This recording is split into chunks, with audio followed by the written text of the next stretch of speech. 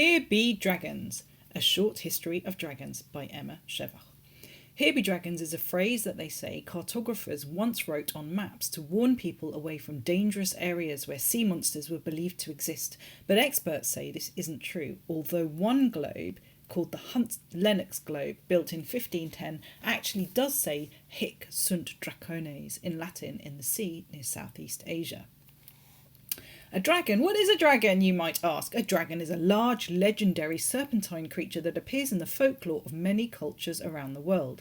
Beliefs about dragons vary drastically by region. In Western cultures, since the High Middle Ages, dragons were depicted as winged, horned, four-legged and capable of breathing fire. Dragons in Eastern cultures are usually depicted as wingless, four-legged serpents.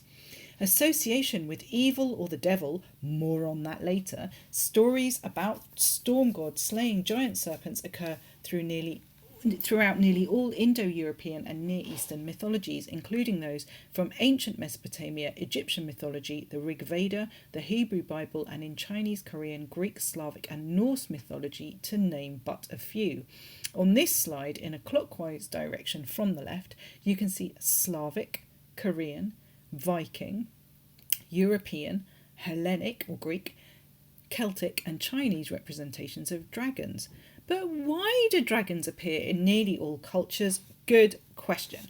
One theory is that it's based on an inherited instinctive reaction to snakes, particularly as dragons reside in, and I quote, dank caves, deep pools, wild mountain reaches, sea bottoms, haunted forests, more of that later, all places which would have been fraught with danger for our early human ancestors. Another theory is that ancient discoveries of dinosaur fossils and bones led to the belief in dragons. In China, where fossils of large prehistoric animals are common, their remains are frequently identified as dragon bones, and they're commonly used in Chinese traditional medicine. Other theories include exaggerations of living reptiles, such as Komodo dragons, Gila monsters, iguanas, alligators, and alligator lizards. In Western culture, dragons are portrayed as monsters to be tamed or overcome, usually by saints or culture heroes. The story of a hero slaying a giant serpent occurs in nearly every Indo-European mythology. In most stories, a hero is some kind of thunder god, and in nearly every iteration, the serpent is either multi-headed or multiple in some way, and somehow associated with water. Dragons are prominent in medieval heraldry too. Uther Pendragon was famously said to have had two gold dragons crowned with red standing back to back on his royal coat of arms.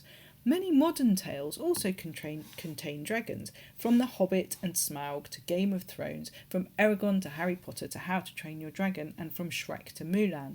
Poems about dragons include Beowulf and the Jabberwocky. In China, the word dragon has come to be associated with good fortune. Dragons are thought to have power over rain, so prayers invoking them to bring rain are common in Chinese texts, and many traditional Chinese customs revolve around dragons. Dragons are also part of Korean, Japanese and Vietnamese folklore, and they appear in, for example, the Hebrew text, the Book of Job, or Yov, as we say in Hebrew, as the Leviathan that exhales fire and smoke, and in Ezekiel, the Pharaoh of Egypt is described as a dragon, or Tanin. In Sufi literature, Rumi writes that the dragon symbolises the sensual soul, greed and lust, and that it needs to be mortified in a spiritual battle, which is probably where St. George comes in. Very little is known about St. George's life, but it's thought that he was a Roman officer of Greek descent from Cappadocia or Cappadocia in Greece, who was martyred in one of the pre-Constantinian persecutions.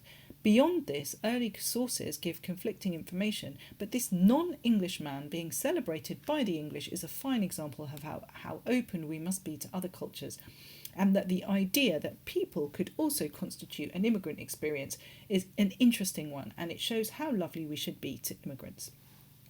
The legend of St. George and the Dragon is referenced as early as the 6th century AD, but the earliest artistic representations come from the 11th century, and the first full account of it comes from an 11th century Georgian text.